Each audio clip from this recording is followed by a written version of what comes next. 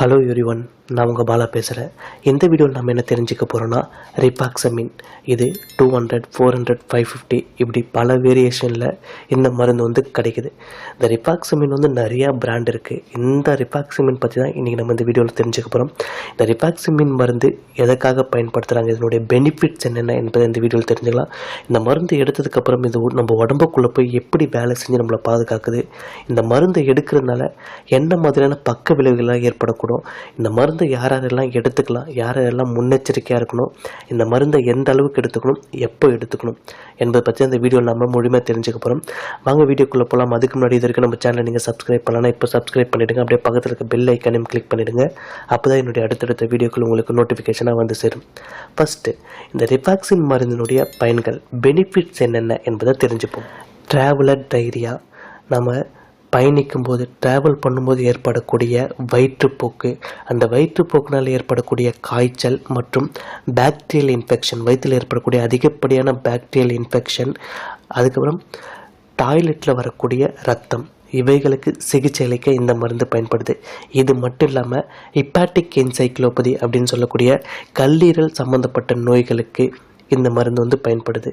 எரிச்சல் ஊட்டக்கூடிய அந்த குடலில் ஏற்படக்கூடிய நோய் தொற்று, குடல் எரியக்கூடிய அந்த நோய் தொற்று, பேதி போன்ற நோய்களுக்கு அதிகப்படியான பாக்டீரியல் இன்ஃபெக்ஷனை வயிற்றில் கண்ட்ரோல் பண்ண இந்த மருந்து பயன்படுத்துகிறாங்க. அடுத்து, இந்த மருந்து நம்ம உடம்புக்குள்ளே போய் எப்படி வேலை செய்யுது என்பதை தெரிஞ்சுப்போம். இந்த மருந்தை நம்ம சாப்பிட்டதுக்கப்புறம் இது நம்ம உடம்புக்குள்ளே போய் ஆர்என்ஏ ப்ராசஸை இனிபிட் பண்ணுது. அது மட்டும் இல்லாமல் பாலிமர்சி என்சைம் ரெசப்டார்ஸை இனிபிட் பண்ணுது. ஸோ இதனால் என்ன பெனிஃபிட் கிடைக்குது அப்படின்னா, நம்ம ட்ராவல் பண்ணும்போது ஏற்படக்கூடிய அந்த டைரியா, அதனால் ஏற்படக்கூடிய வயிற்றில் இருக்கக்கூடிய அதிகப்படியான பாக்டீரியாவுடைய க்ரோத், இந்த எல்லாத்தையும் இதை தடை பண்ணி இந்த பாக்டீரியல் க்ரோத்னால் ஏற்படக்கூடிய பாதிப்பு இருக்குது பார்த்தீங்களா, ஃபீவர், அப்புறம் டாய்லெட்டில் வரக்கூடிய ரத்தம், இதை எல்லாத்தையும் இது கண்ட்ரோல் பண்ணுது. இது மட்டும் இல்லாமல் இது இன்னொரு முக்கியமான வேலையும் பார்க்குது. அது என்னென்னா, மூளையில் இருக்கக்கூடிய நச்சு பொருளை கல்லீரல் வெளியே அனுப்பணும். ஸோ கல்லீரல் சரியாக வேலை செய்யலை அப்படின்னா மூளையில் அந்த நச்சு பொருள் அப்படியே இருக்கும்.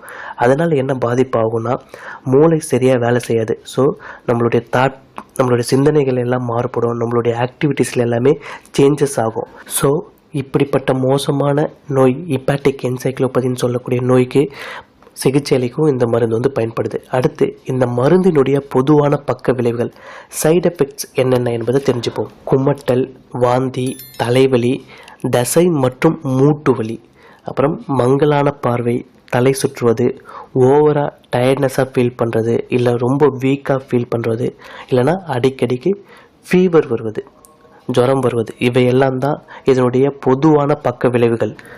அடுத்து, இந்த மருந்தை யாரெல்லாம் எடுத்துக்கிறதுக்கு முன்னாடி முன்னெச்சரிக்கையாக இருக்கணும், யாரெல்லாம் எடுத்துக்கக்கூடாது அப்படின்றத பார்ப்போம். ப்ரெக்னெண்ட்டாக இருக்கிறவங்க, குழந்தைக்கு தாய்ப்பால் கொடுக்குறவங்க, வண்டி ஓட்டுறவங்க, ட்ரிங்க்ஸ் பண்ணுறவங்க, கல்லீரல் நோயால் பாதிக்கப்பட்டிருக்கவங்க, மூளை சம்மந்தப்பட்ட நோயால் பாதிக்கப்பட்டவங்க, வயிறு சம்மந்தப்பட்ட நோயால் பாதிக்கப்பட்டவங்க, அப்புறம் நுரையீரல் சம்மந்த நோயால் பாதிக்கப்பட்டவங்க. ஏன்னா இது ஒரு ஆன்டிபயோட்டிக். ஸோ இந்த ஆன்டிபயோட்டிக் ஹெவி. ஸோ உடம்புல இருக்கக்கூடிய அந்த பாக்டீரியாவை அது க்ரோத்தை ஸ்டாப் பண்ணணும், அது இருக்கிறதையும் அழிக்கணும். ஸோ அதனால் ஹெவி பாக்டீரியான்றதுனால ஸோ நீங்கள் எந்த விதமான நோய்க்கு நீங்கள் மருந்து எடுத்துகிட்டு இருந்தாலும் உங்களுடைய டாக்டர் கன்சல்ட் பண்ணாமல் நீங்களாக இந்த ஆன்டிபயோட்டிக்கை எடுக்கக்கூடாது. அப்படி எடுத்தீங்க அப்படின்னா இதனால் பக்க விளைவுகள் ரொம்ப அதிகமாக இருக்கும். மயக்கம் கூட ஏற்படுத்துக்கான வாய்ப்புகள் இருக்குது.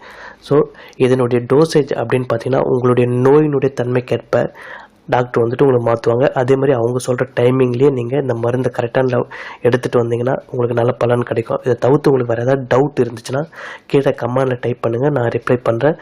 இந்த வீடியோவை எல்லாருக்குமே ஷேர் பண்ணுங்கள். எல்லாருமே இந்த ரிபாக்சமின் மருந்தினுடைய பயன்கள் என்னென்ன, சைடு எஃபெக்ட் என்ன, இது எப்படி வேலை செய்து, எதுக்கெல்லாம் இந்த மருந்து பயன்படுது என்பதை எல்லாருமே தெரிஞ்சுக்கிட்டும். ஸோ எல்லாருக்குமே ஷேர் பண்ணுங்கள். நம்ம வேறு ஒரு வீடியோவில் சந்திப்போம். நன்றி, வணக்கம்.